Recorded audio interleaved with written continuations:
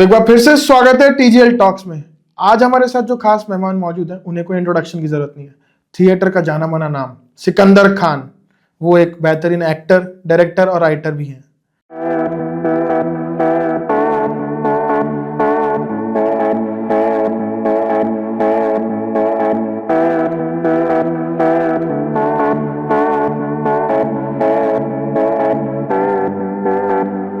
तो सिकंदर कैसे हैं आप? मैं बिल्कुल बढ़िया हूँ। आप कैसे हैं? मैं भी बहुत बढ़िया।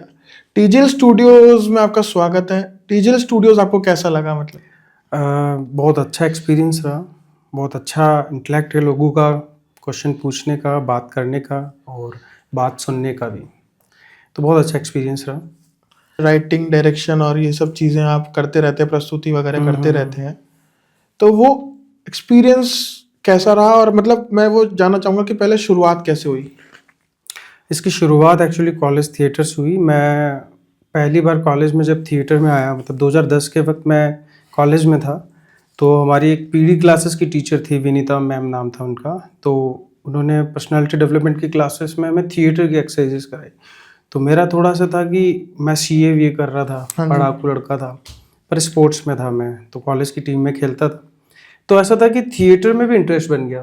मतलब वहाँ पहला प्ले किया यार, मुझे लगा कि यार मुझे कुछ और चाहिए। आई थिंक मतलब मुझे लगा कि मुझे भी एक्सप्लोर करना बाकी है, क्योंकि मैं इंट्रोवर्ट तो था, लेकिन खेल कूद या पढ़ने लिखने की बातों में हमेशा मैं आगे ही रहा। तो जैसे थिएटर की क्लास हुई तो मुझे लगा कि मैंने कुछ खोया है जो पा लिया, एक तरीके से जैसे कुछ छूट गया है, हाँ, मतलब जो मुझे मिल गया। इनकम्प्लीटनेस वाली हाँ, फीलिंग थी आपको तो उस समय। हमारी टीचर भी बहुत अच्छी थी। उन्होंने काफ़ी कुछ इस तरीके से गाइड किया कि तुम तेज है दिमाग तुम्हारा, तो तुम इसको यूज़ तो करो अभी।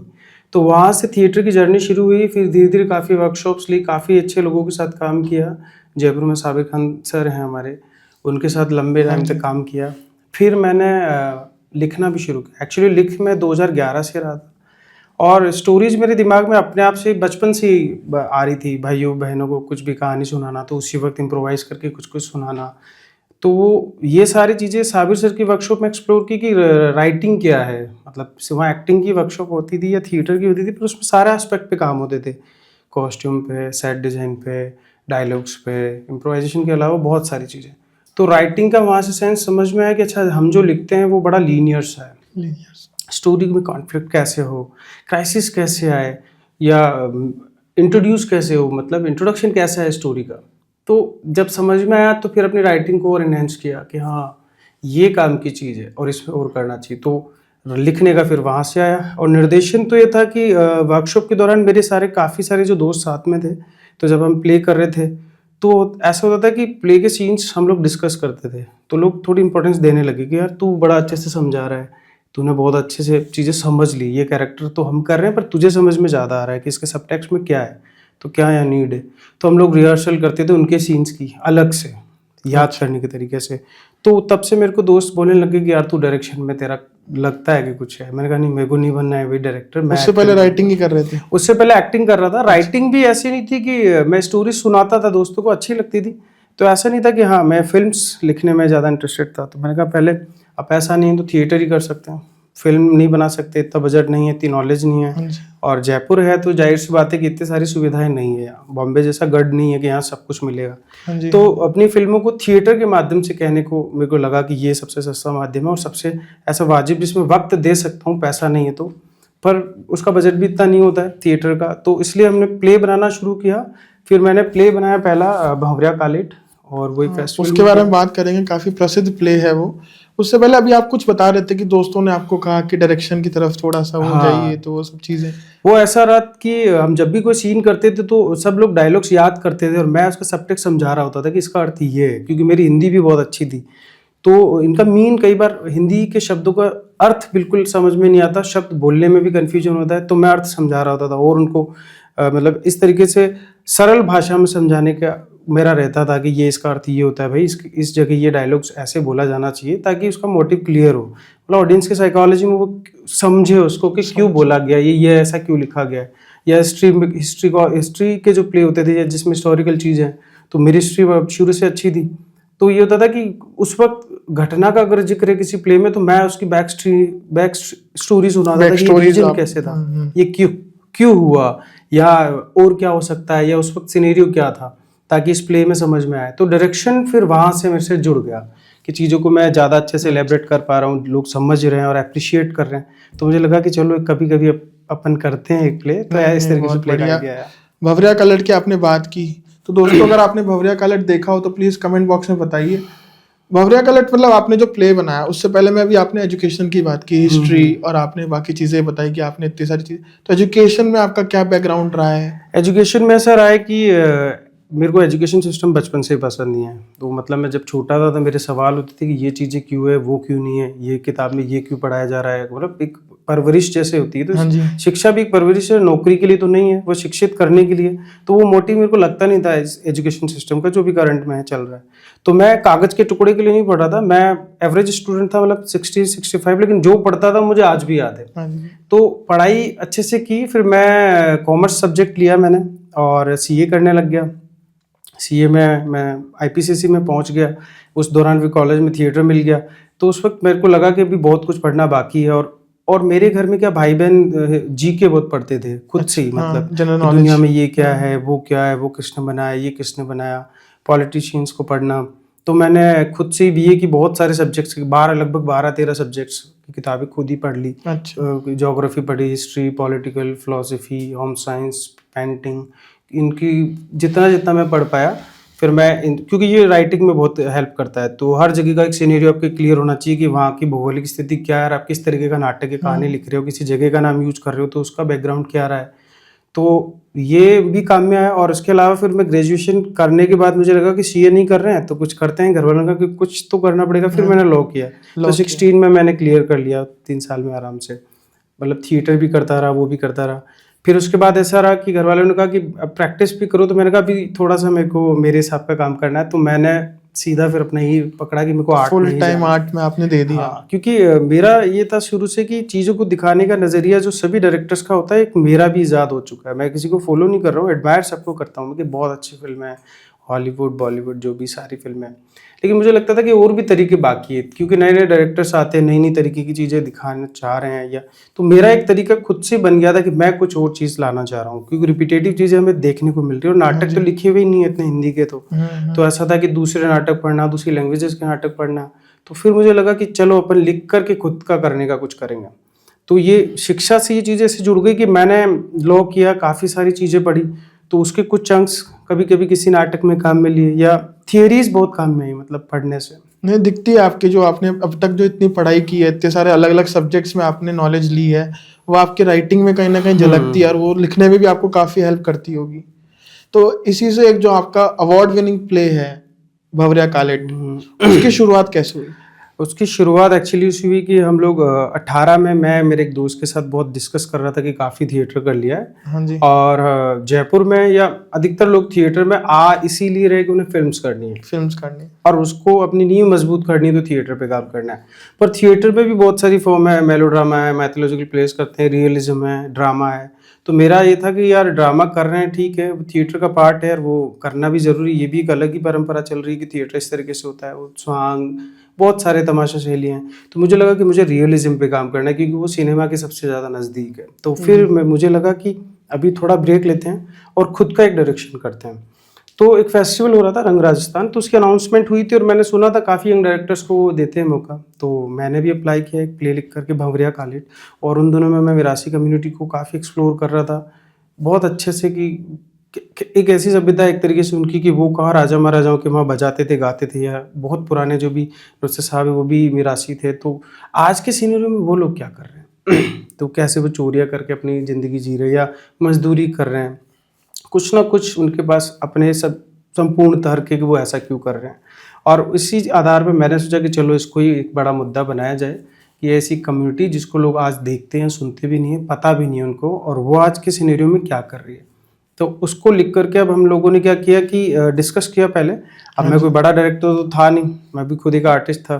तो कुछ कुछ लोगों को मेरी स्क्रिप्ट के अकॉर्डिंग मुझे लगता था कि जब मैं लिखता हूँ तो अक्सर मेरे इर्द गिर्द मेरे किरदार चल रहे होते हैं, या मैं लोगों को देख के सोचता हूँ ये मेरा वही किरदार है, इसके हाव भाव भी वही, कैरेक्टर्स खोजने का। तो मैंने कुछ लोगों को बुलाया, दोस्तों को, जो जिनको मेरे को लगता था कि ये वो कर सकते हैं।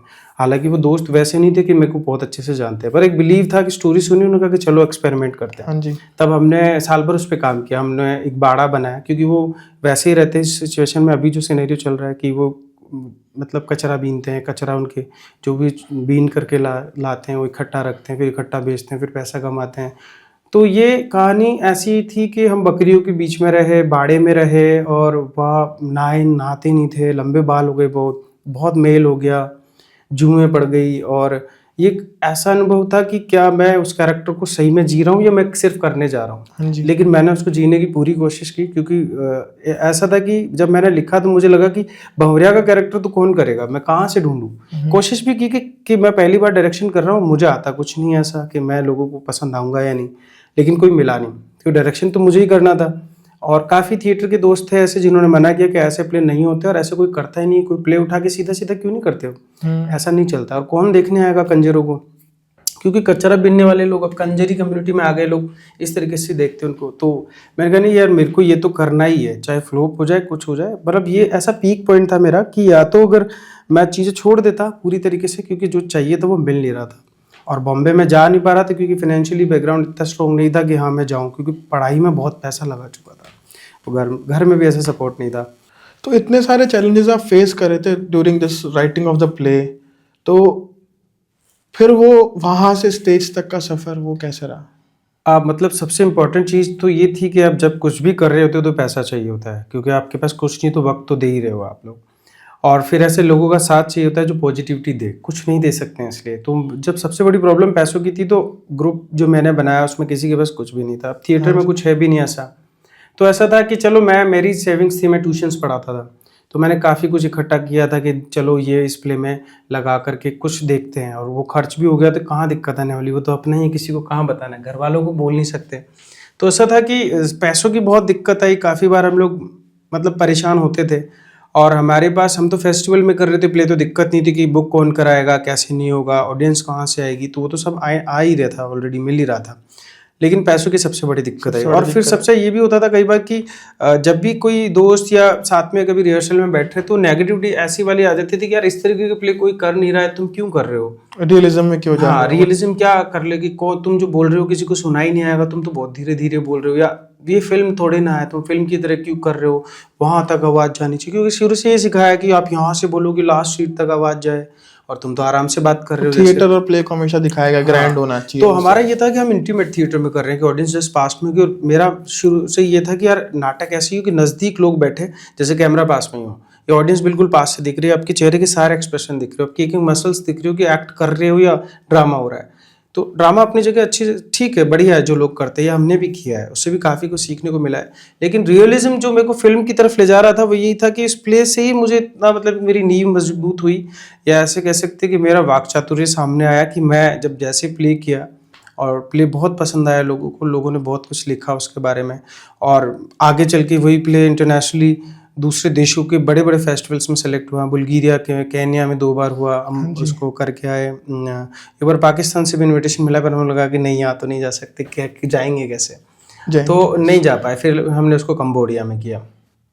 तो मतलब मजा आया, मतलब और दूसरे देश जाने का स्ट्रगल सबसे बड़ा था हमारे पास, क्योंकि पैसा नहीं था, गवर्नमेंट इतना हेल्प ही नहीं कर रही थी, क्योंकि ये कि हाँ कुछ फिक्स होता है कि गवर्नमेंट किसको करेगी किसको नहीं, कुछ पता नहीं है, पर कुछ जो पहले से ग्रुप्स काम कर रहे हैं उनको मिल रहा है। मेरे पास तो कोई ग्रुप नहीं है, मैं किसी और ग्रुप के साथ, कभी किस ग्रुप के साथ काम कर रहा हूँ इस तरीके से, तो अब पैसा कहाँ से लाया, तो हमने कोशिश की क्राउड फंडिंग की, क्राउड फंडिंग हो ही नहीं पा रही थी, मतलब पैसा थिएटर में है ही नहीं, तो क्राउड फंडिंग भी कहाँ से, मतलब कैसे क्या करें। तो हम लोगों ने थोड़ा थोड़ा इधर उधर से बोलो कि ये पैसे इधर से लिए उधर से लिए, और हमने कम कास्ट के साथ उस प्ले को जाकर के कंबोडिया में किया, वहाँ बहुत अच्छा रिस्पांस मिला। फिर वहाँ से हमें बहुत सारे इनविटेशंस मिलना शुरू हुए, तो फिर हम लोग, मुझे फेलोशिप मिली मलेशिया की, अच्छा, और उसके बाद हम फिलीपींस में भी लास्ट नवंबर में प्ले करके आए, अभी मुझे इंडोनेशिया की फेलोशिप मिली, वहाँ हम लोग 6-7 दिन रहेंगे, रेजिडेंसी प्रोग्राम है अब होने वाला है इंडोनेशिया में, और नवंबर में एक और मेरा नया प्ले होने वाला है फेस्टिवल। तो इतने सारे इंटरनेशनल और नेशनल लेवल पे आप परफॉर्मेंसेस कर रहे हैं, थिएटर प्लेस कर रहे हैं, तो वो अब तक का एक्सपीरियंस है, तो मतलब अब जयपुर में जो आप क्या देखते हैं, क्या फ्यूचर और मतलब प्लेस आपका अपकमिंग प्लेस कौन सा है? अपकमिंग तो अभी हम लोग का थोड़ा सा थिएटर के साथ फिल्म्स के ऊपर भी फोकस कर रहे हैं, तो हम हाँ जी। शॉर्ट फिल्म्स बना रहे हैं, इम्प्रोवाइज फिल्म्स बना रहे हैं, एक्टर्स के साथ कैमरा को लेकर के भी एक्सपेरिमेंट्स कर रहे हैं। तो रिसेंट अभी 10 तारीख को एक प्ले मेरे स्टूडेंट्स मेरे साथियों ने मिलकर के एक प्ले बनाया था। उसमें हम लोगों ने मतलब साइक्लोरामा को एक तरीके से सीन्स के लिए हमने हाँ जी। प्रोजेक्टर यूज करके कुछ सीन बाहर किए। इस तरीके का कुछ चल रहा है। और बाकी एक प्ले जो अभी हम नवंबर में नवंबर में फिलीपींस में करके आए थे, उसकी प्लानिंग है अभी हमारी कि हम अच्छा। इस अप्रैल में 30 तक उसको करें। तो मे बी आप लोग सभी आए देखने, डेफिनेटली टीजीएल की वो तरफ वही से प्ले हम सब यहाँ लोग करेंगे। आएंगे और बाकी लोग भी इनवाइटेड है, सब लोग प्लीज प्ले देखने आइए और उसके डिटेल्स आपको इंस्टाग्राम पे मिल जाएंगे। जी। आपने जब प्लेस की बात की जयपुर में, तो मैं ये पूछना चाहूँगा जयपुर में जो आर्टिस्ट काम कर रहे हैं आपके साथ और आपके साथ जो नहीं कर रहे हैं, क्या मेंटालिटी है जयपुर में आर्टिस्ट की लेकर या फिर डायरेक्टर्स को लेकर? क्या आपकी मेंटालिटी और क्या मतलब आप अप्रोच कैसे देखते हैं उनको?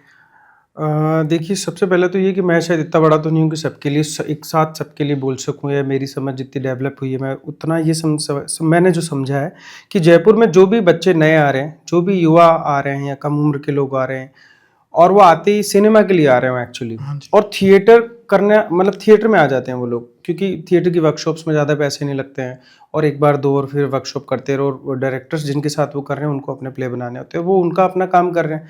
लेकिन वो लोग उलझ जाते हैं कई बार कि थिएटर कर रहे हैं, अब डायरेक्टर्स ये कहते थे कि अभी सीखो, अभी और सीखो या करो, तो इतनी अप्रोच भी नहीं कर सकते वो कि सर मुझे बॉम्बे कब जाना चाहिए, या मुझे जाना है तो मुझे वैसी अप्रोच के साथ काम करना है। तो ये तो यहाँ लैक करता है, मतलब ये अभाव है पूरी तरीके से। और डायरेक्टर्स जो यहाँ है वो अपने तरीके जो उनका जॉनरा है कि जैसे वो मतलब कोई मैथोलॉजिकल प्लेस कर रहे हैं या ड्रामा वाले ज़्यादा प्ले होते हैं, रियलिज्म के प्ले ऐसे नहीं होते हैं यहाँ पे, क्योंकि उसमें बहुत ज़्यादा मेहनत लगती है और बहुत टाइम देना पड़ता है। और आर्टिस्ट आज के जो आ रहे हैं उनको सीधा स्टार बनना है एक्चुअली, कि मैं आया, मैं 2 प्ले करूँ और मैं तो उड़ जाऊँ हवा में, मतलब सीधी फ्लाइट टिकट बुक हो रही है और मेरे को तो सीधा वहीं लैंड करना है इंडस्ट्री के अंदर ही। ऐसा सिनेरियो यहाँ पर है। बच्चे आते हैं, टिकटॉक वीडियो बना रहे हैं, मोबाइल्स में आजकल चल रहा है कि वीडियोस बनाए, एक थिएटर की वर्कशॉप कर ली और उनको लग रहा है कि अब बस हमको जाना है।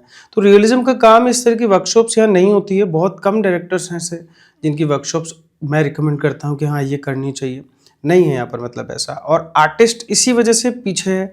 और जो लोग कुछ समय थिएटर करते हैं और उनको मिलती है गाइडेंस कि हाँ यार चलो बॉम्बे जाकर स्ट्रगल करते हैं, या थिएटर भी करे तो वहीं चले जो गढ़ है, या जब सारा देश का सभी लोग वहीं इकट्ठे होने वाले हैं, वहीं आ रहे हैं ना, सारा सिनेमा वहीं बन रहा है, क्योंकि दूसरी जगह तो ऑप्शन दिखता नहीं। वहाँ स्ट्रगल करते हैं, 5-7 साल वहाँ ख़राब कर देते हैं, क्योंकि वो टेक्निकली वो चीज़ उनको पता ही नहीं है कि गाइडेंस क्या चाहिए इस काम के लिए, क्या नहीं चाहिए।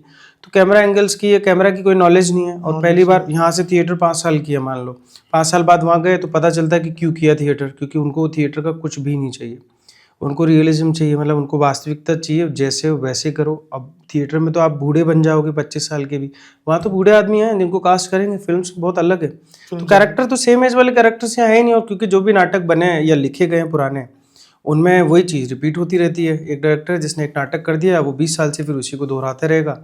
अब जो भी गवर्नमेंट ग्रांट दे रही है या उसको उसको खुद को अपना जीवन यापन करना है, लेकिन दूसरे की चूल्हे की लकड़ी बच्चा बनता है जो आ रहा है, वो खुद का घर तो नहीं चला सकता, थिएटर में कोई अर्निंग नहीं है और समय बहुत ज़्यादा चला जाता है इसमें। तो थिएटर करना चाहिए, बहुत कुछ सीखने को मिलता है। मैं खुद थिएटर की फसल हूँ कि जिसने कॉस्ट्यूम्स को समझा, लाइट्स को समझा, या कलर साइकोलॉजी को समझा, सेट डिज़ाइन को समझा, राइटिंग को समझा, डायरेक्शन को समझा, और अभिनय को भी कुछ कुछ जो भी समझा आज तक वो इसी से सीखा है। बस ये कि अपना एक तरीका खोजना ज़रूरी है सबको, और अपने आप को अपग्रेड करना जरूरी है, मतलब कब आपको हाँ, प्लेस कितना करना है, कब क्विट करके आगे एक लेवल अप करना है चीजें। और कैमरा मतलब कैमरा एक्टिंग और थिएटर एक्टिंग का आपने जवाब ही दे दिया, खैर वो तो, कि कितना डिफरेंस है चीज़ों को लेकर, टेक्निकलिटीज को लेकर, क्योंकि मैं खुद एक फिल्म मेकर हूँ तो मुझे पता है उस बारे में कि कितनी टेक्निक्स उसमें यूज होती है। बहुत। यहाँ नहीं है ना, क्योंकि अगर आप डायरेक्टर से जाके बोलो कि सर मुझे फिल्म्स भी करनी है, तो बोलेगा अबे तू पहले काम कर ले, ठीक है, 2-5 साल कर, चल खड़ा हो डायलॉग बोल के बता, चल चल नहीं आता तेरे को बैठ जा, ये वो बच्चा वहीं डिमोलिश हो गया और वो भूल गया आपके क्या करना है। अब तो सर ने बोल दिया और लग भी रहा है मेरा कॉन्फिडेंस खत्म हो गया, मेरे को पहले थिएटर करना है, पहले ये छोटा रोल करूंगा, बड़ा दे दे सर इस बार। मतलब बड़े की जद्दोजहद में लगे रहते हैं, चापलूसियाँ बेवकूफ़ियाँ हैं, मतलब वो हर फील्ड की है, वो शायद पूरी दुनिया में ही है। हर फील्ड हम बाहर भी थिएटर कर रहे हैं अभी, तो सभी देशों के लोग आते हैं वहाँ, तो उनसे भी मिलते हैं, ऐसी बातें सुनने को मिलती है कि इस तरीके से करना है, उनको भी सिनेमा करना है।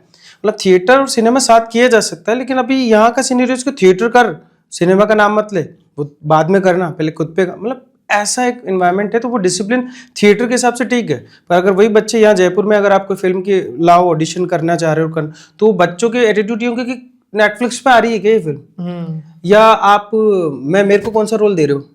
अब आप जैसे ऑडिशन लोगे वो फेल जाएगा, वो ड्रामा करेगा, फिर आपको प्रॉब्लम होती है कि अरे यार ये सवाल तो ऐसे कर रहा है कि ये टॉम क्रूज का भाई बन रहा है, और उससे बात मतलब बातें हो सकती है उससे, काम मतलब ऐसा हो सकता है कि थोड़ा बहुत ठीक है कि वो चीज़ें समझता है, अगर वो वर्ल्ड सिनेमा देख रहा है या सिनेमा के प्रति उसकी जागरूकता है कि मैं नई नई चीज़ें अपने आप को अपग्रेड करने की कोशिश करूँ, इमोशंस पे काम करूँ, तो वो ठीक है, वो क्रैक कर लेगा। क्योंकि जयपुर से भी काफ़ी बच्चे ऐसे हैं जो गए हैं सिनेमा में, तो काम कर रहे हैं, लेकिन सब नहीं है, मतलब बहुत रेशियो बहुत ही कम है, बहुत कम परसेंटेज में जा रहे हैं लोग। वो सही गाइडेंस भी नहीं है, और प्लस जिनको गाइडेंस मिल भी रहे तो यूटिलाइजेशन उस तरह का नहीं है। मिसगाइडेड भी बहुत सारे लोग हैं, और लोग समझ भी नहीं रहे। मतलब एक्टर्स आपने जैसे बताया कि फेस कर रहे हैं कि कौन से प्लेटफॉर्म पे आ रहा है क्या, उनको ये समझना चाहिए कि पहले उनको वर्क क्रिएट करना चाहिए खुद के लिए, वो चीज़ उनको सोचनी चाहिए। मतलब मेरा मानना है कि अभिनय ऐसी चीज़ है ना कि स्वयं द्वारा खोजी गई चीज़ हो सकती है, कि अब सबको फॉलो नहीं करना होता है, आप एडमायर करो, सीखो। अब नवाज का अपना एक तरीका है, इरफान साहब का अपना एक तरीका है, हम लोगों को सिखाया गया कि देख वो कैसे करते हैं, देख वो कैसे। अब ये नहीं सिखाया जा रहा कि मेरी अपब्रिंगिंग कैसी हुई है, मेरी साइकोलॉजी कैसी है,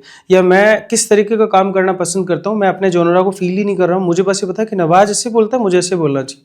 लोग मिमिक्री आर्टिस्ट बन जाते हैं ये करते करते, मतलब खुद का एक अंदर से खोजा हुआ रूप तो देखा ही नहीं किसी ने कि मैं अभिनय कैसे करता हूँ, मैं किस में कंफर्ट हूँ, मैं किस तरीके से अपने इमोशंस को एग्जैजरेट कर रहा हूँ या एलैबोरेट कर रहा हूँ। ये थियरी इस तरीके का कोई काम नहीं है, सेल्फ एक्सप्लोरेशन यहाँ बिल्कुल नहीं है। नहीं, आप प्लस टेक्निकलिटीज भी नहीं समझते कि कैमरा क्या एंगल्स है, क्या बहुत सारी चीज़ें, मतलब बिहाइंड द कैमरा बहुत सारी एक्टर को पता होनी चाहिए। मुझे भी ये लगता है, क्योंकि मैं खुद फिल्म मेकर, तो चीज़ समझ में आती है कि आपको पता होगा तो, क्योंकि ये एक चीज़ कमर्शियल है चीज़ें, तो कमर्शियल है तो कोई भी अपना टाइम वेस्ट नहीं करना चाहता, तो आपको रेडी रहना पड़ेगा उस चीज़ को लेकर। तो जैसे हम कंटेंट की बात कर रहे हैं, तो कंटेंट में शॉर्ट टर्म कंटेंट और लॉन्ग फॉर्मेट कंटेंट दोनों चल रहे हैं, तो दोनों में क्या डिफरेंस है, और क्या लोगों का पेशेंस लेवल क्या हो गया है कि इस चीज़ को लेकर, थोड़ा सा उस बारे में। देखो रील्स का ज़माना है ये तो, ठीक है, आप अभी उठ के नाच दोगे तो ज़्यादा फॉलोअर्स मिल जाएंगे आपको, लेकिन आप वही चीज़ अगर बैठ करके और बहुत अच्छे से समझाओगे ना, तो लोगों को जोर आने लगेगा। क्योंकि अभी सबकी आदत होगी कि रील्स तो देखनी है, चाहे बीमार ही क्यों ना हो, आप मर रहे हो ना तो एक बार तो रील्स देखोगे। तो आज की जो जनरेशन है ना, जेन जीज जिनको बोल सकते हैं, या जो पुराने लोग भी हैं जो कि सिनेमा देखते हैं, वो शिकार तो सभी है टेक्नोलॉजी के, और मतलब उसमें मिसगाइड होते ही जा रहे हैं। तो एक्टर्स इसमें ज़्यादा मिसगाइड होता है, और फेक लोग भी बहुत मिलते हैं। और अब कंटेंट जिस तरीके का कंटेंट जो बात कर रहे हैं ना, कि अच्छी फिल्में आती है तो चलती ही है, कमर्शियल फिल्में अगर जिस तरीके के एक्टर्स को लेकर बनाई जा रही है तो वो भी चल ही रही है। लेकिन कई बार आर्ट सिनेमा नहीं चलता है। आर्ट सिनेमा मतलब ये कि आप ऑस्कर के लिए सोचते रहो, कांस के लिए सोचते रहो, फेस्टिवल्स के लिए सोचते रहो, फिर वो बन भी गया, हो भी गया, आपको क्या मिला, कुछ नहीं मिला आपको। अब ये आपके लिए फ़ायदा है, कोई आपको प्रोड्यूसर मिल गया कोई कि हाँ ये ऐसा कुछ कर सकता है, इसके साथ कमर्शियल करके देखते हैं। तो ये कि मेरे को लगता है कि सोच समझ के चीज़ें बनानी चाहिए, आज क्या चल रहा है वो भी देखना ज़रूरी है, लेकिन आर्ट नहीं भूलना चाहिए, क्योंकि अभी अश्लीलता चल रही है हर जगह, हर OTT पे सब कुछ यही चल रहा है। अब इतनी फुगड़ता के साथ अश्लीलता इतनी परोसी जा रही है कि हर व्यक्ति इसी चीज़ को देखने में लग गया है। इस दौरान भी कुछ लोग अच्छा काम करते हैं, सोचते हैं कि ये तो चल ही रहा है, क्योंकि ये तो है कि हर तरह की फाइल्स हैं कि ये आज फोल्डर खोला, आज ये खोला, तो कभी कभी मन आर्ट पे भी जाता ही है। अब आप वो देखते हो तो थोड़े समय के लिए फिर आर्टिस्ट वाला दिमाग हो जाता है, और ऑडियंस का इंटेलेक्ट इतना स्ट्रॉन्ग नहीं है कि आप जितना सोच रहे हो वो समझ पाए। अब रिक्शे वाला ये तो नहीं देखेगा कि नॉलन की फिल्म देख कर देखेगा वो कितनी बड़ी फिल्म है क्या है। तो कुछ सिनेमा हमारे यहाँ जो बन रहा है, मतलब चलेगा, अभी तो बहुत सालों तक यही चलेगा, एक्सपेरिमेंट होते रहेंगे, होते रहे हैं, और कुछ ना कुछ नया आता रहेगा। कोशिश हमारी भी है कि हम भी एक्सपेरिमेंट कर रहे हैं। वो आप कर ही रहे हैं, और बहुत जल्द, मतलब बहुत सारी चीज़ें आप प्लान कर ही रहे हैं, वो देखेंगे, लोग भी देखेंगे। एक आपने मुझे स्टोरी सुनाई थी ऑफिस में, स्ट्रगल को लेकर लोगों का माइंडसेट कैसा है, कि क्या स्ट्रगल होता है क्या नहीं होता है, लोग उसको बहुत गलत थ्योरी में, प्रोसेस को गलत थ्योरी में ले जाते हैं, मतलब गलत तरीके से, तो वो थोड़ा सा बताइए। मतलब मुझे वापस क्लियर करो, मैंने बहुत सारी बातें बताई हैं, बहुत सारी बातें हुई हमारे कौन बीच सी में। वाली? एक स्ट्रगल को लेकर आपने कहा था कि वो सोचते हैं कि चीज़ें हम वन नाइट स्टार बन जाए, मतलब ऐसा हाँ कुछ मतलब ऐसा? ये स्ट्रगल की थ्योरी तो समझ में नहीं आ रही लोगों को। बस ये कि मैंने शाहरुख का स्ट्रगल सुना कि शाहरुख साहब तो भैया वहाँ सोए यहाँ सोए, फलाना ने ये किया, वो ट्रेन में सफ़र करता था। लोगों को बहुत सुकून मिलता है सुनने में, लेकिन जैसे ही खुद की बारी आती है ना कि धूप में सीन करना है या आपको ये पहनना है, आपको वहाँ जाना है, ये करना है, वहीं उनकी वो टाइम भूल जाते हैं कि बस बस बस ये तो बहुत ज़्यादा हो रहा है। मतलब कैरेक्टर जिस तरीके का चाहिए उस तरीके की मनोविज्ञान उनका हो ही नहीं पाता है। और जयपुर में तो नहीं है, मतलब जयपुर में अच्छे आर्टिस्ट भी है तो अच्छे डायरेक्टर्स उनको नहीं ले पाते या रीच नहीं है वैसी कि लोग मिल पाए, क्योंकि कुछ गुड भी बने हुए हैं, कुछ स्लो भी सेट है कि इतने लोग यहीं काम करते हैं, उतने लोग यहीं करते हैं, या आपके पास अच्छी स्टोरी है पर आप मेरे से बात नहीं करते हो या मुझे नहीं जानते हो तो स्टोरी आपके पास दफन रह गई। अरे यार ये अच्छा लिखता है, इसका तो मत ही लो, अभी ये आ गया ना फिर ये चलने लग जाएगा, अपनी अपनी अपना कट जाएगा काम। तो ये तो बहुत सारा है, हर थिएटर में क्या तो सभी फील्ड में है। बट ये नहीं सोचते कि सब मिलके आगे बढ़े तो सभी का नाम होगा। कुछ लोग सोचते हैं ऐसे, मतलब कुछ एक युवा ही सोचते हैं कि जिन्हें लगता है कि थिएटर में भी एक्सपेरिमेंट हो, फिल्म्स को लेकर के भी जो यूथ अभी बनाने की कोशिश कर रहा है। लेकिन ये है कि अगर आपके पास कैमरा है, मेरे पास फिल्म है, तो भी आप झूठ बोल दोगे कि कैमरा नहीं है मेरे पास, मैं अरेंज करूंगा, पैसे लूंगा। लेकिन ये ऐसा चलता है यहाँ पे सिस्टम, और एक दूसरे की हेल्प तो बहुत कम है। कुछ लोग सोचते हैं, सिर्फ मैंने कहा ना जैसे कि कुछ लोग ये सोचते हैं कि वो मतलब फिल्म को इस तरीके से सोचते हैं कि हम लोग 5 लोग अच्छा काम कर रहे हैं, ये अलग अलग फील्ड में काम करें, हम मिलकर के कुछ बनाए तो कुछ बड़ा बनेगा। तो मिलते हैं, एक मीटिंग होगी, 2 होगी, तीसरी के बाद कोई नहीं मिलेगा, फिर जो जिसके पास स्टोरी थी, जिसके पास आइडिया था, वो सब खत्म। तो जयपुर का तो मतलब कल्चर फिल्म्स का इतना नहीं है स्ट्रॉन्ग, धीरे धीरे डेवलप हो रहा है। हर बार कोई ना कोई आता है बॉम्बे से या कुछ समय काम करता है, ऐसी प्लानिंग्स करता है कि हम ये भी करेंगे वो भी करेंगे, और कई बार वो परेशान होकर के वो सोचता है कि इनको यहीं मरने दो, छोड़ो इनको, क्या करें, सुनने वाला ही नहीं है, तो फिर वो वापस चले जाते हैं। तो प्रोडक्शन हाउस यहाँ रजिस्टर हो रहे हैं, लोग काम करना चाह रहे हैं, छोटी छोटी चीज़ें बना रहे हैं, और OTTs आजकल राजस्थानियों के भी आ गए हैं तो वो कंटेंट उधर ले रहे हैं, पर पैसा नहीं है। और एक्टर्स थिएटर के भी आजकल ऐसे हैं कि वर्कशॉप करेंगे, ठीक है, काम कर रहे हैं, थोड़े दिन बाद बोलेंगे पैसा दो। अब पैसा कहाँ से लाएं? आपको ग्रांट मिल रही गवर्नमेंट से तो आप दो भी, लेकिन लोग तो वो भी नहीं देते हैं। मतलब है, फर्जीवाड़ा तो सब जगह ही चलता है। तो पिसे हुए एक्टर्स खुद के ही वजन से पिस रहे हैं एक्चुअली, ना तो आधा टैलेंट, वो बोलते हैं ना अदगल गगरी छलकत जाए वाली चीज़, कि भाई थोड़ा आता है तो ज़्यादा ही छलकाने की कोशिश कर रहे हैं, और जिसको जो जिनका भरा है घड़ा फुल के, हाँ उन्हें काम मिलता ही है ना। तो वो है, ईगो फैक्टर भी बहुत है आर्टिस्ट में जयपुर में तो बहुत, कि इसने मुझे क्यों नहीं बुलाया पहले, उसने उसको क्यों बुलाया, उसका ऑडिशन अच्छा लगा, मेरा क्यों नहीं लगा, ये भी बहुत होता है। तो काफ़ी कुछ बातें बताई आपने, और एक चीज़ जो मुझे ये अच्छी लगी कि स्ट्रगल स्टोरी सुनना बहुत पसंद है लोगों को, बट जब अपनी बात आती है तो लोगों को लगता है कि आसानी से मिल जाए। आसानी से तो किसी को नहीं मिलता, खैर कोई भी फील्ड हो चाहे वो, हाँ बिल्कुल। उसमें दिन रात एक करनी पड़ती है जब जाके वो किस मुकाम तक पहुंचते हैं। बट जब वो पहुंच जाते हैं तो बोलते हैं यार ये तो इसने तो ऐसे मेहनत की थी वैसे की थी। तो आप भी करिए, मतलब सब लोगों को अपॉर्चुनिटी तो सबके लिए खुली है, और OTT आने से तो काफ़ी कुछ अपॉर्चुनिटी खुली है मुझे बहुत लगता खुली है। है और लोगों को मिल भी रहा है काम, ऐसा नहीं है। लेकिन ये कि पता नहीं ऐसा क्यों लोगों को लगता है कि उन्हें बहुत जल्दी कुछ पा लेना है, कि आज थिएटर में आया तो 1 साल में तो उन्हें ब्लू टिक चाहिए, मतलब ऐसा है कि बस मैं तो स्टार बन ही जाऊँ। ऐसा सोचना अच्छा है कि वो इतनी मेहनत करे 1 साल, पर वो मेहनत नहीं है, सिर्फ सोचा ही जा सकता है। उसकी प्रोसेस नहीं सोचते कि मुझे रोज़ क्या एनहांस करना है, कितना % क्या सीख रहा हूँ, प्रोडक्टिविटी कितनी है मेरी। अब आप आए हो थिएटर में, आपकी एज अभी यूथ हो, आप 4 तो गर्लफ्रेंडबाजी करने में टाइम निकाल दिया आपने, फिर आप थोड़े से एंग्जायटी में आने लग गए, तो नशे शुरू कर दिए। नशे शुरू कर दिए, और नशे मतलब बड़े वाले नहीं, नॉर्मल नशे। फिर थोड़े टाइम बाद में आपको लगने लग गया कि मैं सीनियर हूँ, और मैं बिल्कुल, मतलब तुम मेरे सामने ऐसे नहीं बोल सकते, तुम ऐसे नहीं कर सकते। तो वो सारा एक गंदा सा माहौल बन जाता है। फिर वो जो कम सीखा हुआ है और सीनियर बन गया है, वो फिर थोपता रहेगा चीज़ें, जो नए आएंगे फिर वो परेशान होते रहते हैं। ये लड़ाई तो जीवन में मतलब चलती रहेगी, ये जीवन चक्र ही ऐसे ही चलता है कि आएंगे, अपना दायरा तोड़ेंगे, आगे बढ़ेंगे, नहीं तो वहीं फंस जाएंगे। बहुत अच्छी बात लगी सिकंदर आपकी, और ये चीज़ें काफ़ी लोग देख रहे हैं अभी, काफ़ी ऑडियंस। अगर आपको कुछ सीखने को मिला तो प्लीज़ अभी सब्सक्राइब कीजिए TGL स्टूडियोज़ को। इसी से हम पॉडकास्ट के अंत में आते हैं। मतलब मैं ये जानना चाहूँगा कि सफ़र जो रहा है अब तक, हम्म। आप अपने आप को कहाँ देखते हैं? मतलब एज अ कैसे पोर्ट्रे करना चाहते हैं, as a writer, director, actor, या मैं complete as a film maker? मैं तो आर्टिस्ट ही कहूँगा अपने आप को, अच्छा। उसमें सभी आ जाते हैं। मैं बहुत अच्छा चित्रकार भी हूँ, अच्छा। मैं गाता भी बहुत अच्छा हूँ, सिंगिंग सीखी भी है थोड़ी बहुत, अपने अब आप नाटकों में बोलेंगे भी तो गाते फंस हैं। जाएंगे फिर। नहीं, मैं कभी नहीं डरता। मैं मतलब आर्टिस्ट रहना चाहता हूँ, और मुझे मेरे जो जिस व्यक्ति जो मेरे साथ काम कर रहा है, उसकी समझ कैसी है कि वो मुझे कैसे यूज़ कर सकता है फ़िल्म में, नाटक में, कहानी में, राइटर, कुछ भी, मतलब चीज़ों को जो मैं कर सकता हूँ। तो मुझे बहुत सारी चीज़ें करनी है, पर हाँ, स्पेसिफ़िक एक चीज़ में कमांड है, तो मुझे लगता है कि मैं एक्टिंग में बोल सकता हूँ कि मुझे मौका दें। हालाँकि मैं खुद अभी तक किसी एक्टिंग की किसी ऑडिशन के लिए जा नहीं रहा हूँ, नहीं गया हूँ इतने टाइम से, क्योंकि मुझे लगा कि मैं डायरेक्शन में जा रहा हूँ। और डायरेक्शन में जा रहा हूँ मतलब सीख रहा हूँ, तो मज़ा आता है उसमें भी। मैं अपने नाटकों में खुद ही अभिनय करता हूँ अक्सर। अभी धीरे एक आध नाटक बनाए ऐसे जिसमें मैं अभिनय नहीं कर रहा हूँ, नए बच्चों को मौका दिया। मैंने कहा ठीक है, अब एक्सप्लोर कर रहे हैं, क्योंकि नाटक तो मुझे नहीं स्टार बनाएगा, उसकी जर्नी मुझे स्टार बनाएगी कि मैंने उससे क्या सीखा। तो उसकी जर्नी में ज़्यादा इंटरेस्ट रहता है मेरा, कि हमने इस प्रोसेस को कैसे बनाया, हाँ ये जी। प्रोसेस क्या है नाटक बनाने की। अभी यहाँ प्रोसेस में बिलीव वाला सिस्टम क्योंकि है नहीं ना लोगों में। है नहीं। लोगों को ये लगता है कि मैं नहा धोकर सुबह तैयार हो के यार मुझे बनना भिखारी का कैरेक्टर है, लेकिन वो भिखारी कहाँ से बनेगा? वो फ़ील लाना भी नहीं चाहता है। उसको लगता है कि हाँ, बस ये हाथ पे काला रंग लगा लिया और मैं भिखारी बन गया, ना तो वैसा थॉट्स। और फिर रिहर्सल भी लोग हँस रहे हैं, मज़ाक कर रहे हैं। तो सीरियसनेस नहीं है यहाँ पे आर्टिस्ट में, बहुत कम ऐसे होते हैं। या फिर बस बड़ी बातें होती हैं कि मैं फलाना डायरेक्टर के साथ काम करता हूँ, मैं महान एक्टर के साथ काम करता हूँ। वो इरफ़ान खान के दोस्त रह चुके हैं जयपुर में, वो उनके साथ ही करते थे। ऐसी कहानियाँ बहुत से लोग सुनाते हैं कि फलाना हमारे डायरेक्टर की एक्टर फलाना उस फ़िल्म में गए, ये उसमें काम कर चुके हैं, हम उस ग्रुप में काम करते हैं।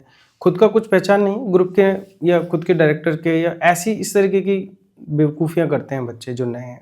इतनी सारी बात हुई है तो मुझे लगता है आज कुछ ना कुछ लोग सीखेंगे, और अगर अपना बेटरमेंट चाहते हैं तो वो लेके ही जाएंगे। मतलब हमने बिल्कुल। कोशिश इसलिए की है कि आपको बुलाने की, कि यहाँ पर लोग समझे चीज़ों को और कुछ ना कुछ लेके जाएं। हमारा मकसद ही पॉडकास्ट का यही है जी। कि जो लोगों तक, जैसे हम आप सब तक नहीं पहुंच पा रहे, तो हम एक माध्यम है जिससे हम लोगों तक आपकी बात पहुंचा रहे हैं, और लोग सीख सकें। बहुत सारी चीज़ें सीख भी रहे हैं, हर फील्ड के लोग ही हैं। मतलब अब तक पॉडकास्ट सब लोग देख रहे हैं, काफ़ी कुछ प्यार मिल रहा है, कमेंट्स ऐसे ऐसे कमेंट्स आ रहे हैं हर चीज़ के लेकर। तो एक डायरेक्शन वाला भी कमेंट था, इसलिए हमने आपको अप्रोच किया कि ठीक है, अच्छा। इस वे में भी एक लोगों को थोड़ा सा वो मिले कि क्या एक्टिंग और ये जयपुर में क्या कल्चर है। और भी बहुत सारे शहर हैं, मतलब सभी तरह के लोग देख रहे हैं। इंडोनेशिया और फिलीपींस आपने जिक्र किया था, तो वहाँ के लोग भी मतलब अपने व्यूअर्स हैं।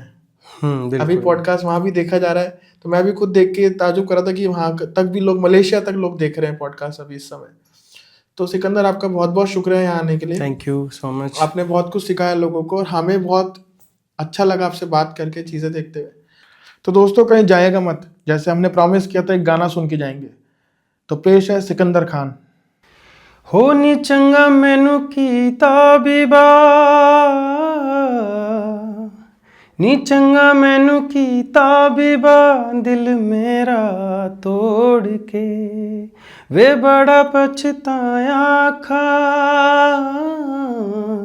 वे बड़ा पछताया खा, नाल मेरे जोड़ के, तू की जाने प्यार मेरा, मैं करा इंतजार तेरा, तू दिल तू यो जान मेरी, मैं तेनू समझावा की, ना तेरे वाजू लगता जी। वेट वेट वेट, अभी कहीं जाएगा मत। अब है bonus shot for aspiring actors. हाँ, थैंक यू करना है तो कमेंट बॉक्स में कर सकते हैं। जो एस्पायरिंग एक्टर्स है वो अभी तक जुड़े हुए हैं, मतलब पॉडकास्ट से, तो उनको कुछ तो लेके जाएं यहाँ से। तो एक एस्पायरिंग एक्टर को कैसे अपनी एक्टिंग जर्नी स्टार्ट करनी चाहिए, कैसे वो एक रोड मैप उनको मिल जाए थोड़ा सा। मतलब सबके लिए अलग अलग चीज़ें, सिचुएशंस होगी, बट ठीक है, एक रोड मैप उनको मिल सके। तो आप थोड़ा सा कुछ बता दीजिए। मैं यही कहना चाहूँगा, जो भी नए लोग इस फील्ड में आना चाह रहे हैं, एंटरटेनमेंट इंडस्ट्री में एक्टर बनने, या मतलब फिल्म सिनेमा से जो प्रोडक्शन को लेकर के जो भी उनके दिमाग में कि वो किसी भी चीज़ को चुनना चाह रहे हैं, तो सबसे पहले थोड़ा रिसर्च करें। रिसर्च ये करें कि आपको जाना कहाँ है। अगर आप गलत डिसीजन लेते हैं तो एक लंबी ज़िंदगी जो जर्नी चलेगी वो ख़राब हो जाएगी। तो पहले सोचें कि स्टेप बाय स्टेप कि करना क्या है। लोगों से ज़्यादा राय लें, पूछें, जो पहले से कर रहे हैं उनसे पता करें। सोच समझ के इस इंडस्ट्री में आए, क्योंकि बहुत सारे लोग अपने वक्त गंवा चुके हैं और वो कुछ नहीं कर पा रहे हैं, फिर वो कास्टिंग करते हैं या फिर गड़बड़े करते हैं। तो अगर आपको बनना ही है तो पहले ये देखें कि कहाँ सीखना है, क्या सीखना है, और इवन अपने आप को एक्सप्लोर करके आएँ, अपने आप को पूरी तरह से जी कर आएँ कि आप खुद क्या हैं सबसे पहले। वहाँ जाकर पता नहीं लगे कि मेरे को करना क्या है। तो खुद को एक्सप्लोर करें, गेम्स खेलें, साइकोलॉजी को अच्छे से पढ़ें और देश दुनिया की नॉलेज रखें और फ़िल्म्स ज़्यादा देखें। अगर सिनेमा में जाना चाह रहे हैं तो पहले से फ़िल्में देखें, किस तरीके का काम करना है और जो भी ग्रुप या फ़िल्म में जो भी इंस्टीट्यूट जॉइन कर रहे हैं उसके बारे में पूरा डिटेल में सोचें, देखें और फिर इस फील्ड में आएँ। Thank you. तो गाइज ये थे सिकंदर खान। आशा करता हूँ आज का पॉडकास्ट आपको अच्छा लगा होगा। ऐसे ही मजेदार पॉडकास्ट के लिए टीजेल स्टूडियोज को आज ही सब्सक्राइब करें और हाँ, इंस्टाग्राम पे भी टीजेल स्टूडियोज को फॉलो करना ना भूलें। Thank you so much.